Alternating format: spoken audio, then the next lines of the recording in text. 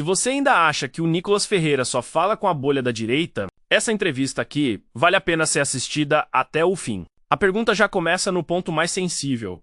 Como conquistar o eleitor de centro numa eleição polarizada, sendo visto por muita gente como radical? E o Nicolas não foge, pelo contrário, ele vira a chave, rejeita o rótulo e devolve.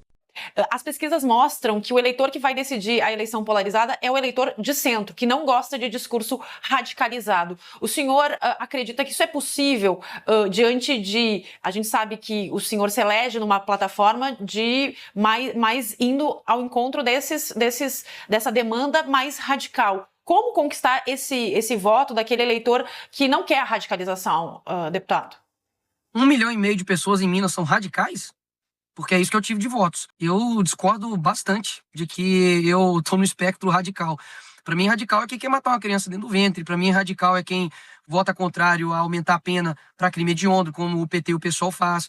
Para mim, radical é aquele que não quer que tenha segurança nas escolas, como a esquerda votou contrário. Para mim, radical é quem rouba os velhos do INSS. Para mim, radical é quem realmente recebe um narcotraficante como o Nicolás Maduro aqui no Brasil, ou tem movimentos terroristas na sua base, como o MST. Então, de forma alguma, eu me considero radical e muito menos os meus eleitores. Eu acredito que, inclusive, diversas pessoas que votaram no PT votaram em mim.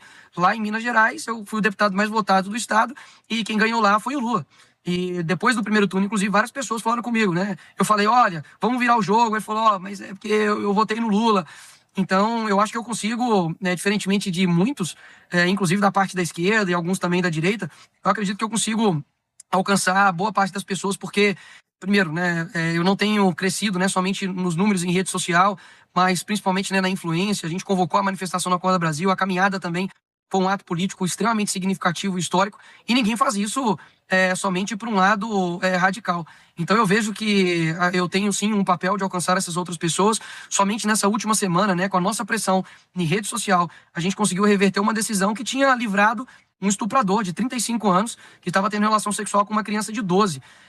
E isso foi pressionado e depois o juiz reverteu essa decisão.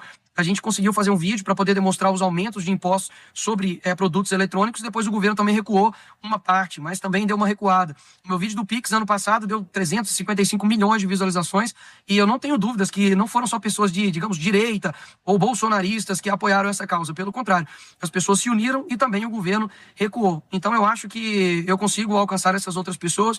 Tenho feito isso com vários demais temas e eu desafio, né, qualquer deputado aí de esquerda, né, que é engraçado, né, que nunca existe extrema esquerda, né, só existe extrema direita, né, de chamar qualquer um deles aí para poder levantar, né, por exemplo, uma vaquinha. Eu levantei para a do Zona da Mata, né, que bateu 5,5 milhões de reais para ver se talvez eu não seja tão extremista assim, né, ou radical. Pelo contrário, eu tenho conseguido fazer um papel mesmo com todos os radicais querendo cortar a minha cabeça, derrubar minhas redes sociais. Nunca pedi, por exemplo, a derrubar a rede social de nenhum parlamentar ou de caçar nenhum parlamentar por opinião. Já a galera que muitas das vezes é chamada somente de esquerda, né? Este sim, os radicais pedem isso contra mim. Acredito que eu tenho feito esse trabalho, vou continuar fazendo esse trabalho, não somente em prol da direita, em prol do Brasil. A gente precisa unir, não a direita, nós precisamos unir o Brasil e eu tenho feito isso todos os dias. Depois, quando a conversa vai para acusação de propaganda antecipada para Flávio Bolsonaro, ele bate de frente com a narrativa compara com episódios ligados ao Lula e à Janja e ainda questiona os números divulgados sobre a manifestação. E aí fica claro o que está em jogo. Não é só uma discussão jurídica, é disputa aberta de narrativa e de tratamento político. Governistas estão argumentando que a manifestação pode ter sido uma espécie de propaganda antecipada da candidatura do Flávio Bolsonaro, já que ele estava lá em cima do carro de som discursando para toda aquela gente. Deputado, como é que o senhor responde a isso? Os caras fizeram um desfile de carnaval cantando Lula lá, com a presença do presidente da República, da primeira-dama. Depois o artista lá, o Paulo, fala que a própria Janja que escolheu ele para poder encenar o Lula, televisionado, né, pela Globo, apoiado, né, pelos artistas, apoiado por uma parte, né, aí da grande mídia, e eles querem falar que uma manifestação, você não pode citar ali o pai dele, que está preso injustamente, tá de sacanagem, né? Então, ali a gente se ateve a uma manifestação, e uma manifestação você sim fala aquilo que você desejar, e não é porque está falando mal do Lula que você está fazendo campanha, né, para o Flávio, e mesmo que se você, obviamente, né, estivesse lhe dando um apoio para o Flávio, no sentido de, olha, acredito que você seja, precisa, né, ter uma missão de ajudar o Brasil, ou de algumas falas que outras pessoas fizeram, qual é o problema disso? Né? Ninguém ali pediu voto, hora nenhuma ali ninguém falou número de nada.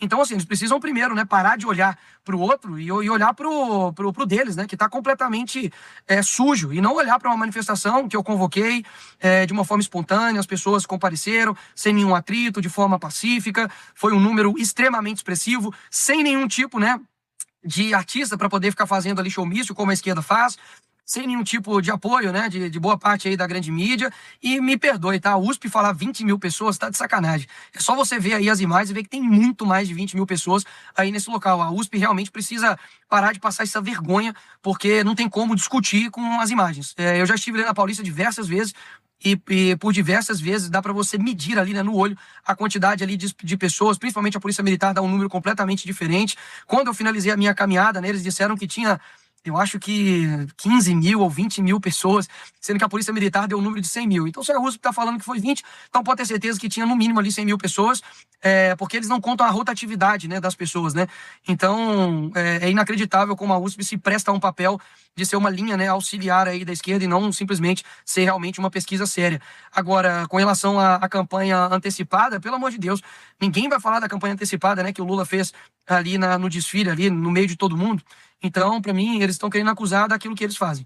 Deputado, eu não posso encerrar essa entrevista sem falar de Minas Gerais. O senhor estava falando numa resposta anterior da vaquinha que o senhor fez, mas Minas Gerais, a zona da Mata Mineira, o senhor mineiro como eu, e eu sou lá de Juiz de Fora, está destruída, está devastada. Além da vaquinha, como é que está o trabalho lá no Congresso Nacional para tentar ajudar a região?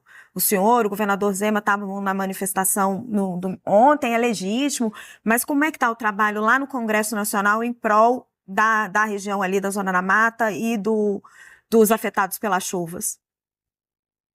Primeiro que eu não quero colocar além da vaquinha, como se a vaquinha fosse somente mais uma coisa, né? Não. Porque é a maior... Não foi minha intenção, deputado, não foi. Sem problemas. Só deixando claro, né, aí para o telespectador que foi literalmente a maior doação que será feita para a Zona da Mata, né? A gente vai conseguir ali gerar alimento, compra, né, ali que através de um cartão para mais de 5 mil famílias. Se cada uma tiver 4 pessoas, 20 mil pessoas, né, que serão ajudadas. Levantamos 10 toneladas de doações que já estão descarregadas em Ubá, recebi os vídeos hoje, e ali no Congresso eu fiz um apelo ao Davi Alcolumbre, não tive nenhum tipo de resposta sobre a PEC 44 de 2023, que trata a respeito de que cada parlamentar, em caso de calamidade pública, como está acontecendo agora em Juiz de Fora, Ubá, Teófilo Otoni, em Janaúba, em Matias Barbosa, na região da Zona da Mata, para que 5% das nossas emendas sejam destinadas de forma imediata.